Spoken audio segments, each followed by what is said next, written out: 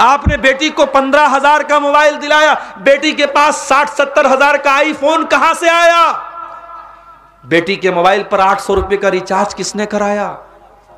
क्या आपकी जिम्मेदारी नहीं है ये जान? आज का दौर वो दौर नहीं है कि बच्चे कहीं और आप कहीं और बच्चे पल जाएंगे। बच्चों को पालना है और खास तौर से बच्चियों को पालना है तो आपको अंधा, गूंगा और बहरा बन करके नहीं पालना पड़ेगा। आपको 2 आंखों के बजाय 4 आंखों के साथ जिंदगी गुजारनी पड़ेगी। आपकी बेटी कॉलेज गई, 2 बजे छुट्टी हो रही है, आपकी बेटी 4 बजे क्यों आ रही है? आप अंधे बन गए, आप गूंगे बन गए, आप बहरे बन गए। मैं भी मुंबई गया था, मुंबई के कुछ साथियों ने बताया कि मुंबई में बाकायदा कुछ ऐसे पिकनिक स्पॉट से कुछ ऐसी जगह हैं जहां पे लड़के लड़कियां आपस में मिलते हैं। उसको इंग्लिश में बोलते हैं लवर पॉइंट, जहां लवर लोग और आपस में प्यार मोहब्बत का ढोंग करने वाले लोग मिलते हैं। और मुझे मुंबई के कुछ साथियों ने बताया कि मौलवी साहब कभी आपको अगर मौका मिले हम चल के दिखाएंगे। उसमें बड़ी तादाद मुसलमान लड़कियों की होती है जो घर से नकाब में निकलती है और वहां आकर के अपने महबूब से मिलती है। और महबूब कोई मुसलमान नहीं होता, गैर मुस्लिम होता है, मुशरिक होता है, काफिर होता है, और मुसलमान लड़की उसके साथ मिलती है। मेरे प्यारे साथियों, अगर अफसोस इस बात का है कि मुसलमान लड़की गैर मुस्लिम लड़के के साथ बाकायदा पब्लिक प्लेस में मिल रही है, उससे बड़ा अफसोस इस बात का है उसका बाप कहां मर गया, उसकी मां कहां मर गई, उसके गार्जियन कहां मर गए। लोग कहते साहब हमें अपनी बच्ची पर भरोसा है। अंधा भरोसा न करो मेरे प्यारे साथियों। अपनी आंखें खोल करके बच्चियों को पालो, अपने कानों को खोल करके अपनी बेटियों की परवरिश करो। यह जमाना अंधा भरोसा करने का नहीं है। हजरत जकरिया अलैहिस्सलाम मस्जिद में रहते थे और उनकी परवरिश में मरियम थी, मरियम के वो खालू थे, मरियम को पालते थे, मरियम की परवरिश करते थे, क्योंकि मरियम के माँ बाप का इंतकाल हो चुका था। तो ये खालू थे, इन्होंने गोद ले लिया था और पाल रहे थे। एक दिन हजरत जकरिया मस्जिद में आए और देखा कि मस्जिद के सारे दरवाजे लॉक हैं, सारे दरवाजे बंद हैं, खिड़कियां बंद हैं, और मरियम के पास बेमौसम का फल, अनार का मौसम नहीं अनार मौजूद है, अमरूद का मौसम नहीं अमरूद मौजूद है, आम का मौसम नहीं आम मौजूद है। काला या मरियम अन्ना लके हाजा, कहा कि ऐ मरियम ये फल तेरे पास कहां से आया? ऐ बेटियों के बाप, ऐ बेटियों की माएं, आपकी बेटी रात को 2 बजे किससे बात करती है? कि आपको पूछने का अधिकार नहीं, कि आपको नजर रखने का अधिकार नहीं है? आपने आंखें बंद कर ली, आपने कान बंद कर लिए, मेरी बेटी जो चाहे सो करे? नहीं, जकरिया ने पैगाम दिया, गार्जियन हो तो गार्जियन का हक अदा करो। काला या मरियम अन्ना लकी हाजा, कहा है मरियम ये फल कहां से आया? कालत हुवा मिन इंदिल्लाह, मरियम ने कहा खालू जान ये फल अल्लाह की तरफ से आया है, कोई इंसान नहीं लाया, कोई मस्जिद में नहीं आया, ये फल अल्लाह की तरफ से आया है। जकरिया अलैहिस्सलाम ने देखा कि अगर मेरी भांजी मरियम के पास बेमौसम का फल आ सकता है तो मैं 70 साल का बूढ़ा हो चुका हूं, औलाद मांग रहा हूं, अल्लाह से औलाद नहीं दे रहा है अल्लाह, लेकिन अगर बेमौसम का फल मिल सकता है तो मेरे जैसे बूढ़े को औलाद क्यों नहीं मिल सकती? अब वहां पे ज़करिया अलैहिस्सलाम दुआ करते हैं, रब्बि हबली मिन लदुनका ज़ुर्रियतन तय्यबा इन्नका समीउद दुआ, ऐ अल्लाह अपने इस बूढ़े बंदे को नेक औलाद दे दे, तो दुआओं को सुनने वाला है। मेरे अजीजों, ज़करिया अलैहिस्सलाम ने हमें और आपको पैगाम दिया, एक जिम्मेदार बाप बनो, एक जिम्मेदार माँ बनो। और अपनी माँ से कहना चाहूंगा, आखिरी बात बयान करके बात खत्म कर रहा हूं, अपनी माँ से एक बात कहना चाहूंगा।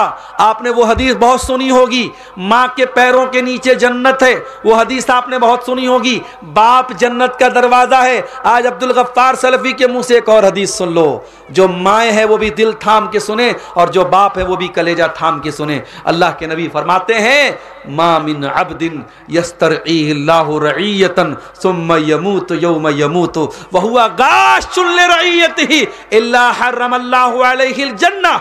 अल्लाह के नबी फरमाते हैं सल्लल्लाहु अलैहि वसल्लम कि अगर अल्लाह ताला ने आपके कंधे पर कोई जिम्मेदारी डाली है, आपके कंधे पर कोई जिम्मेदारी डाली, ओ जमीयत के ओहदे के हासिल करने के लिए लड़ने वालों, ओ मस्जिद का मुतवल्ली बनने के लिए लड़ने वालों, ओ मदरसे का नाजिम बनने के लिए लड़ने वालों, आओ जरा नबी की हदीस सुन लो।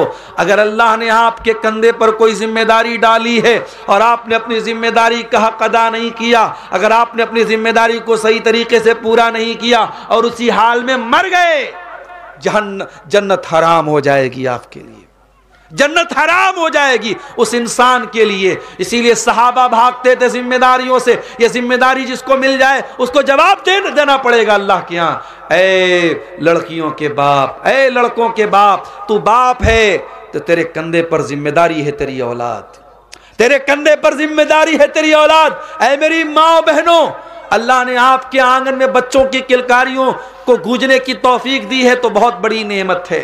अरे जिन औरतों के गोद में बच्चा नहीं होता, समाज ताना मार मार के उस औरत को बीमार कर देता है। अरे ये तो बांझ है, ये तो बांझ है, इसको तो औलाद नहीं हुई, 2 साल हो गया, 10 साल हो गया, इसको समाज ताना मार मार के उस औरत को बीमार कर देता है, मरीज बना देता है। अगर अल्लाह ने आपको औलाद दिया है मेरी माओ, यह औलाद बहुत बड़ी नेमत भी है और बहुत बड़ी जिम्मेदारी भी है। इस जिम्मेदारी का हक अदा करो, एक जिम्मेदार माँ बनो, एक जिम्मेदार बाप बनो। मैं ऐसे बापों को जानता हूँ जो रात में तहज्जुद पढ़ते हैं मगर बेटा फजर भी नहीं पढ़ता, बेटा एक टाइम की नमाज नहीं पढ़ता और बेटे से कभी कहते भी नहीं कि बेटा तू नमाज पढ़। मैं ऐसी माओं को जानता हूँ जो रातों में तहज्जुद पढ़ती हैं और वो माँ बैठ करके तहज्जुद पढ़ रही है और बेटी किनारे अपने बॉयफ्रेंड से बातें कर रही है। मेरी माओ और बहनों, ये माहौल नहीं चलेगा, ये लापरवाही नहीं चलेगी।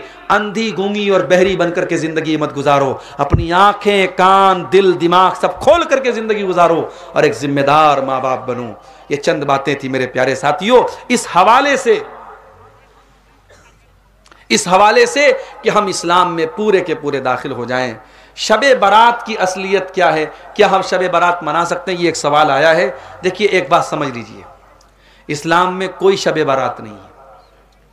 शबे बारात असल में बराअत है, बारात का मतलब नजात। 15 शाबान की रात को बहुत सारे लोग शबे बारात कहते हैं या लैलतुल बारात कहते हैं और ये अकीदा रखा जाता है कि आज की रात अल्लाह ताला जहन्नम से आजाद करता है। मगर 15 शाबान की रात के बारे में कोई भी सही हदीस मौजूद नहीं है, न नबी से कोई खास अमल मौजूद है। इसलिए 15 शाबान को आप कोई अलग से इबादत नहीं करेंगे, न उस दिन अलग से कोई रोजा रखेंगे। हाँ, शाबान के महीने में आप कसरत से रोजा रख सकते हैं। अल्लाह के प्यारे नबी अक्सर शाबान में रोजा रखते थे, बल्कि जिन औरतों के रोजे छूटे हुए हैं, जो औरतों के नेचुरल रोजे छूटे रहते हैं, उनको भी चाहिए कि शाबान में वो जल्दी से पूरा कर लें ताकि अगले रमजान में फिर पुराना रोजा बाकी ना रहे। जो भी पिछले साल का रोजा बाकी है शाबान में औरतें पूरा कर ले तो बेहतर है, क्योंकि अल्लाह के नबी सल्लल्लाहु अलैहि वसल्लम अक्सर शाबान में रोजा रखते थे और अम्मा आयशा भी इसी महीने में रोजा रखती थी ताकि उनके रोजे की कज़ा पूरी हो जाए। तो बहरहाल शबे बारात की कोई असलियत नहीं है, इसके ताल्लुक से कोई भी सही हदीस मौजूद नहीं। अल्लाह ताला हम सबको नेक अमल और अच्छी समझ की तौफीक अता फरमाए। आमीन व आखिर दावाना अल्हम्दुलिल्लाहि रब्बिल आलमीन वस्सलामु अलैकुम व रहमतुल्लाहि व बरकातहू।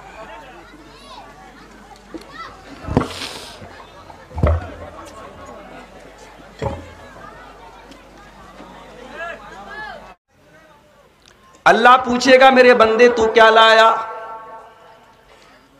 हम कहेंगे अल्लाह ज्यादा रोजा नमाज तो हमारे पास नहीं है, ज्यादा तकवा तो नहीं है, ज्यादा दीनदारी तो नहीं है, लेकिन ऐ अल्लाह ये पेशानी अगर झुकी है तो तेरी बारगाह में झुकी है, तेरी तौहीद लेकर के आए हैं। ऐ अल्लाह तेरी तौहीद के साथ अभी कभी हमने कोई समझौता नहीं किया।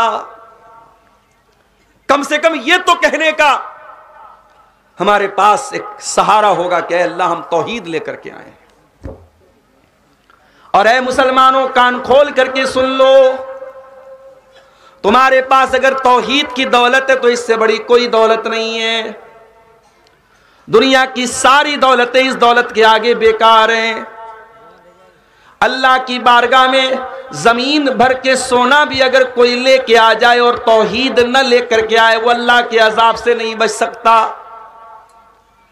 अल्लाह फरमाता है इन्नल्लज़ीना कफरू व मातू व हुम कुफ्फारुन फलन युक़बल मिन अहदिहिम मिलउल अर्ज़ि ज़हबा।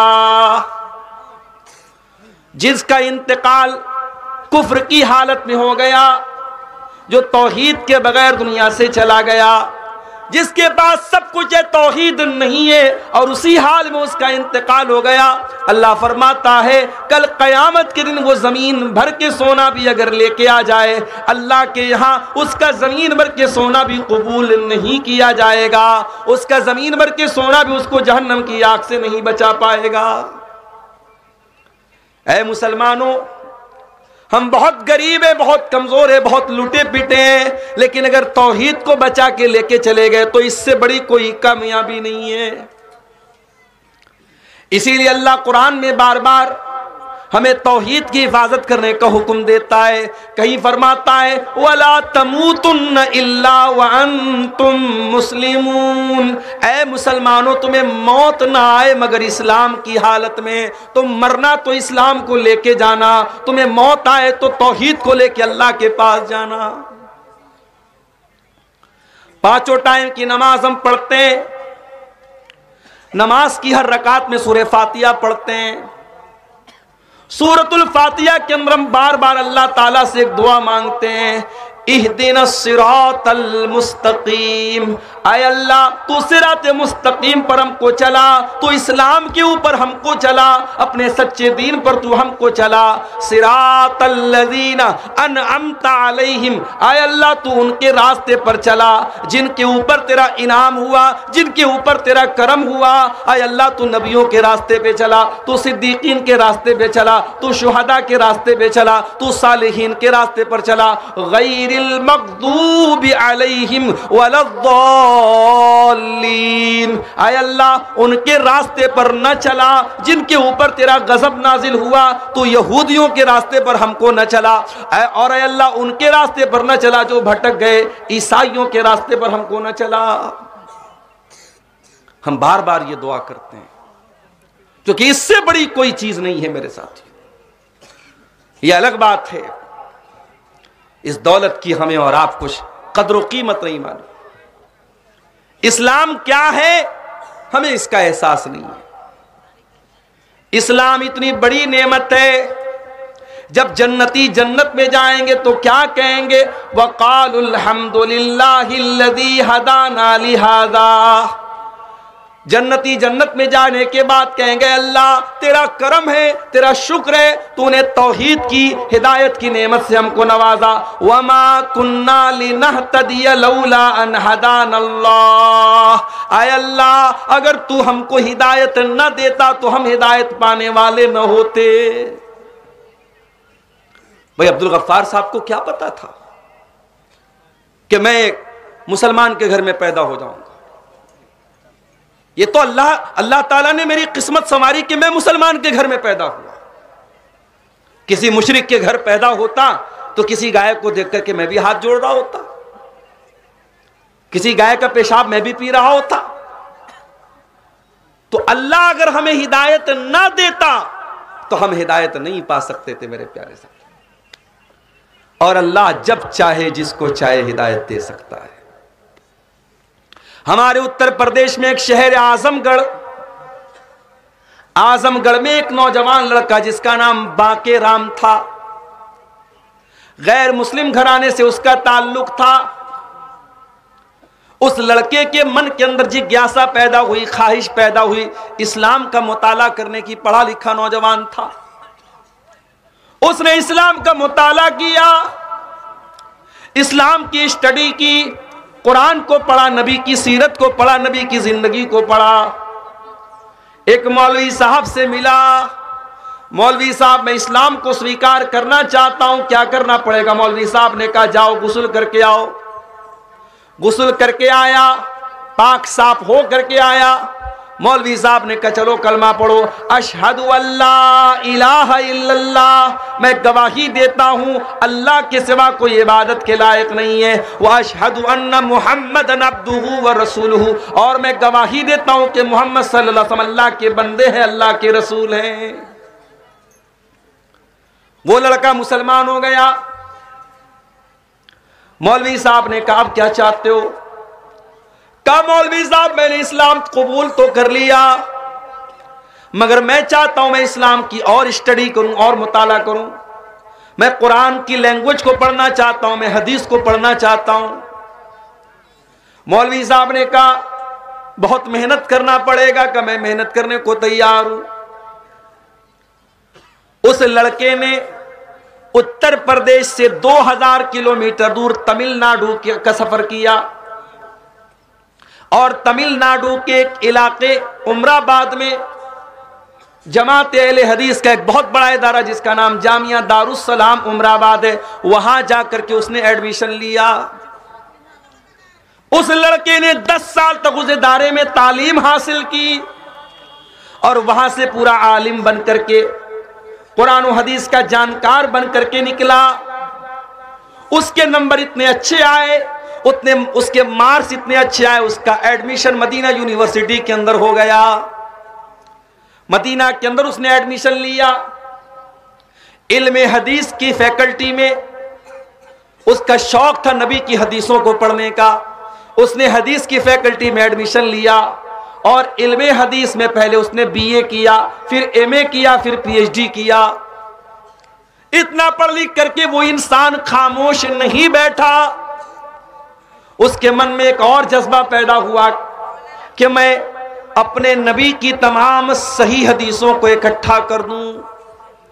उसने अपने नबी की तमाम सही हदीसें जो अलग अलग किताबों में पाई जाती हैं सबको इकट्ठा किया और 12 जिल्दों में उसने 12 मोटे मोटे वॉल्यूम्स में उसने किताब लिखी और किताब का नाम उसने लिखा अल जामे अस्सही। और दुनिया उस इंसान को डॉक्टर ज़ियाउर रहमान आज़मी के नाम से जानती है। नहीं जानते थे, उस लड़के के माँ बाप को भी शायद पता नहीं था।